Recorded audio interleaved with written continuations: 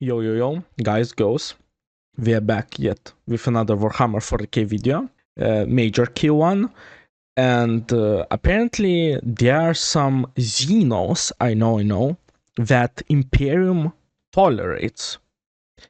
Crazy. I didn't know that that was a thing, and I am very curious to learn about them. As always, original video is pinned in the description. Please support the original creator, and without further ado, let's begin. G'day guys and gal. We all know that the Imperium is incredibly racist and xenophobic. Unlike our world, however, they have a Nah, our world is like pure. There's no hate. pretty bloody excuse for being like that. Millennium of oppression and death at the hands of aliens during the Age of Strife, combined with the fact that orcs, Dark Elder, and Tyranids are a thing, does make being an overt racist in Warhammer a bit of a vibe. I mean, there's a ton of in-law Imperial quotes like, hate the Xenos like you'd hate the infidel. Do not ask why kill the alien, ask why not.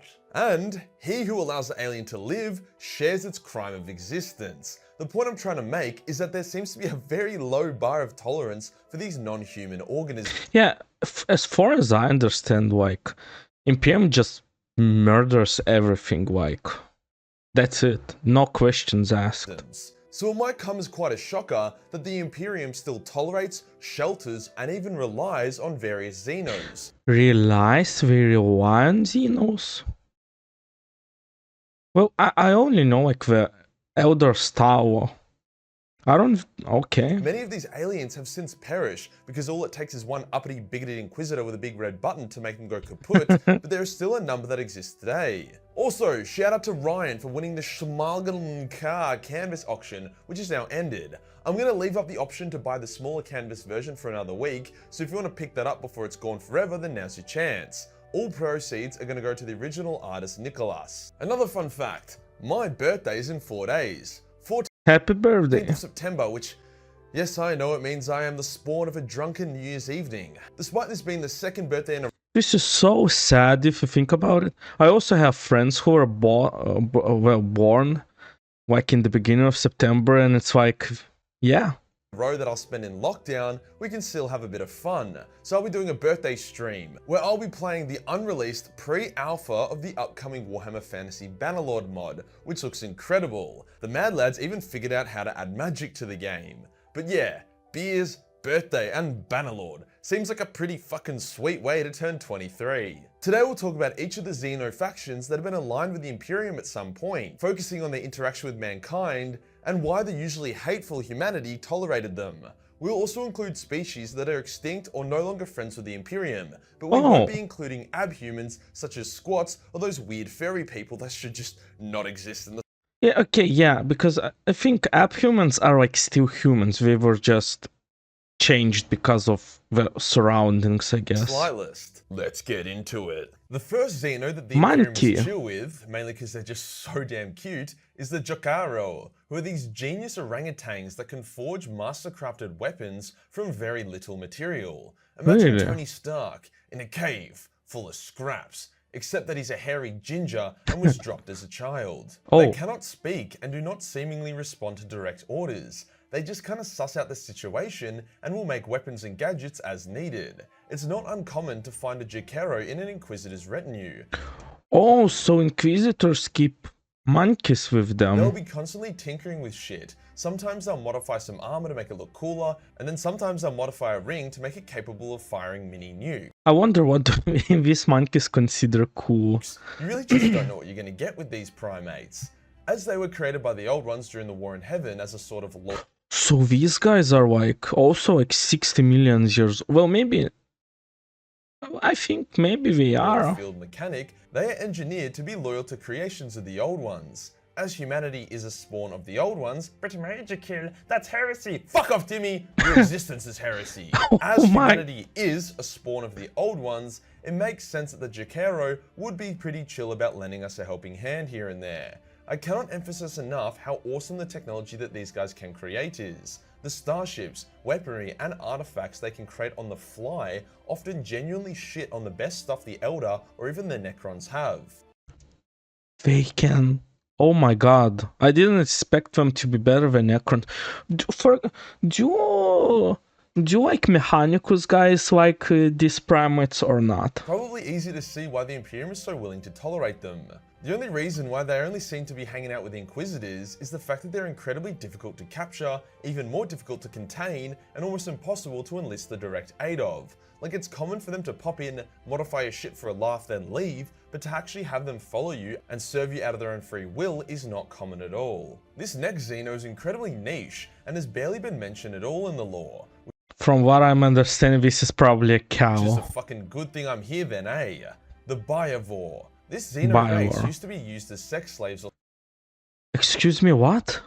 some shit by the Uvrath, who were similar to those orb things from Astartes. Due to their years of having their brains controlled and kinda damaged by their oppressive Xeno overlords, by the time mankind clapped most of the Uvrath's cheeks and inadvertently liberated the Biovore were little more than sentient cows. Now, we do give a lot of shit to the Inquisition for being massive dicks, but credit where credit is due. They saw the Biovores and they were like, give me that space bovine titty milk, and they declared the Biovores as a protected species. In the current I honestly did not expect that to happen, to them be declared as endangered species. Guess that's a dub on Imperial part, but god damn, that's some grimdark shit right there. setting, the Biovores work as mercenaries for the Imperium around the Calixis sector. By mercenary, I basically mean that they just let guardsmen suckle in their teats and in return they get to live. I pretty much expected this. Well, that's kind of This freaky. next Xeno will look familiar. No, that is not a fucking Jawa from Star Wars. That is a Aw. Watcher in the Dark. Out of all the Xenos that work with the Imperium, these guys are by far the most powerful and unsettling. They seem to have some kind of fourth dimensional perspective of the universe, and they're able to experience the past, present, and future simultaneously. Oh, that's freaky. But I don't think that their existence is very Like, enjoyable. they straight up knew about the Horus Heresy in detail thousands of years before it would occur, So why didn't they tell anyone? Or they just don't care? giving them foresight well beyond that of even the Emperor. If anything, it kind of proves my point that the Lion and the Dark Angels are the best legion in the galaxy if they're the ones who have been exclusively guided by some omnipresent cloaked looking gods. When the Lion was around, these dudes would tell him about shit going down on Caliban and that he should sort it out, and they often hang out with other important Dark Angels in the current setting. When the Changeling, one of the most powerful demons in existence, was running through the rock on a quest to completely fuck over the Dark Angels, he stopped and completely shat himself when he saw a Watcher in the dark. The scene was actually quite chilling. To the demon, the Watcher appeared like some kind of void, like a blank, but Watchers aren't blanks as they can communicate psychically. Either way, the Changeling ran in the other direction and they did not look back. It was the Watchers who put the Lion into a coma, and it will be the Watchers who wake him up when the time is right. Moral of the story is don't fuck with the Watchers. Do you like Dark Angels though, who know about the existence of Watchers, like respect them, or they like see them as a tool? They've been here since the dawn of time and probably aren't even from this universe. The Biovore aren't the only Xeno mercenary the Imperium employs. Oh, these are like Croods from Tau Empire. I didn't know they're like They mercenaries. also have the Kroot. Unlike the lactating appeal of the Biovores, the Kroot are powerful warriors, bigger, faster, and stronger than humans. They can also consume flesh to harvest the DNA within. If enough DNA is consumed from enough powerful foes, a Kroot's physical form will evolve into something more powerful. If a Kroot eats enough orcs, they'll become Larry Wheels. If they eat enough flying creatures, they'll grow wings. And if they eat enough priests, they'll start molesting Oh no. Oh no. children.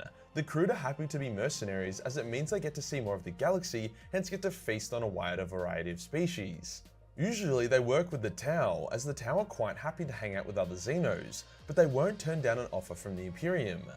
Yeah, this one is surprising to me. I knew they work with Tau. I didn't expect them to also sometimes work as mercenaries for The Imperium. Kroot were like kinda cute and funny, but then I read a short story about them ambushing some Eldar Rangers, and holy fuck, it was horrifying. Some Eldar Ranger chick watches as her sister is violently consumed and eaten alive before she too is torn to shreds.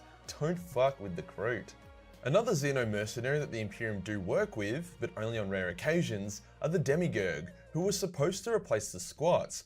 I won't even say, like, what the hell is even this? But then the Squats remain canon, so the Demiurge had to kind of become their own thing. Now they just look like the satanic spawn of a midget and a smurf. The Demiurge are a spacefaring race who preferred trading goods over shooting laser beams. Pew.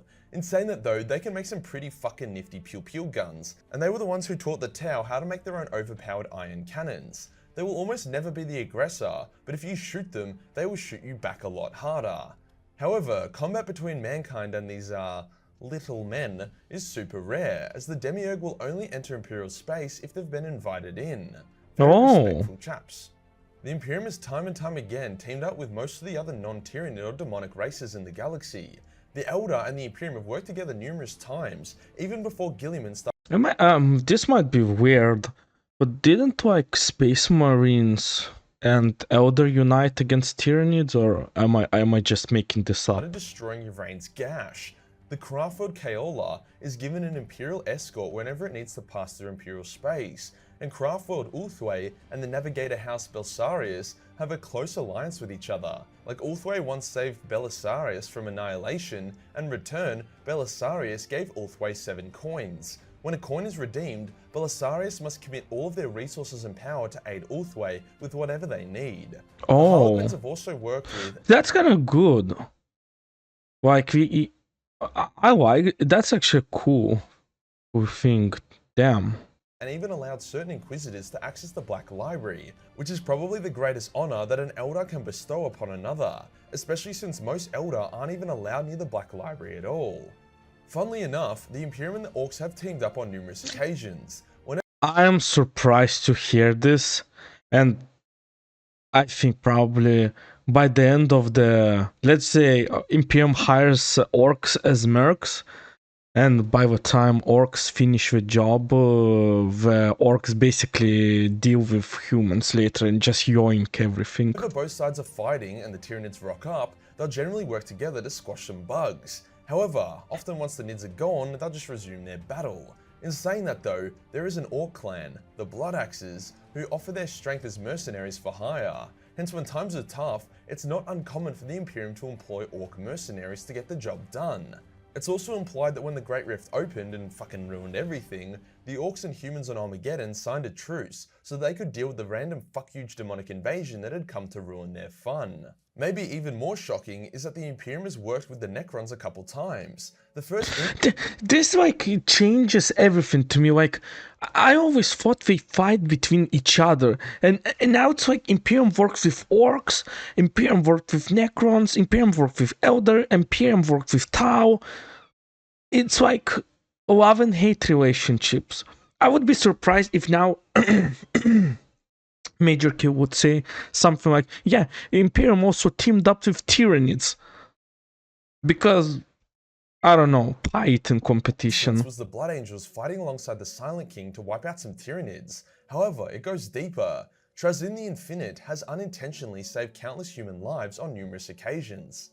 One time the Orcs attacked a human world that held a sacred Necron tomb on it that Trazyn wanted to save, so he deployed his army and he helped defeat the Orcs, hence saving the humans. In return, the humans of that world erected a statue in his honor, as well as created the kid, that's kind of funny. Stained glass windows depicting him. In a similar vein, Trazyn tried to stop the fall of Cadia by unleashing a fuckload of his Imperial Pokemon. To help mankind, he unleashed a ton of pre-heresy Space Marines, as well as a Custodian that he had in one of his collections. He also helped Core with activating the Necron pylons, so Necron and Imperial cooperation is a big thing, even if it is extremely heretical. And yes, the Imperium has worked with the Tau. Okay, but the Necron part, I think that was one-sided. That's just because Trazyn is like a king and he does what he wants. It wasn't like Imperium and Trazyn agreed to work together. Where KD is a bit different because Trazyn helped the Mechanicus guy to activate the pylons, but other than that, it's just Trazyn is a baller and he does what he wants to. He doesn't even care about Imperium, I think. Like, he just does. Even though the two factions are currently in a bit of a cold war at the moment, they both understand that neither of them are the true evil in the galaxy. They will happily team up whenever Tyranids are involved, and various members of the Inquisition. So I basically think the Tyranids is like the sole reason why the galaxy would unite. It would be so funny if the ending of 40k would be like Imperium basically signs truce with Eldars. I don't know, Tau orcs, Necrons, and they all become friends because they hate Tyranids, and later they focus on chaos. Wow. Are mates with some of the Tau. Sure, it might just be because of Tau propaganda, but friendships can be born out of any situation. Oh yeah, and I guess the Captain General of the Custodes. Whoa. Too much Tau propaganda. Shadow Sun, which technically counts as working together. If you enjoyed the video and you want to support the channel, then Patreon is the place to be. Only one. This is too much propaganda. Access to a boatload of Battle Mace 40 million hentai. Hit the subscribe button, then hit the real subscribe button for more Xeno jerkin content. Join the Discord for more memes, and I'll see you in the next one. Peace. Thank you, MajorKill, for making this video. I was actually pleasantly surprised. I knew that Imperium has worked with Eldar, Tau Empire. I was surprised they worked with Kroots. Orcs? That's crazy. I didn't know that they worked with orcs. And the first who he mentioned, the little guys with dark angels. I didn't know about them. And the cow people are just sad. Crazy. I didn't expect it. So there's actually a lot more to Warhammer 40k than I knew. I am pleasantly surprised. As always, guys, thank you for watching the reaction with me. See you in the next one. Ciao, cacao.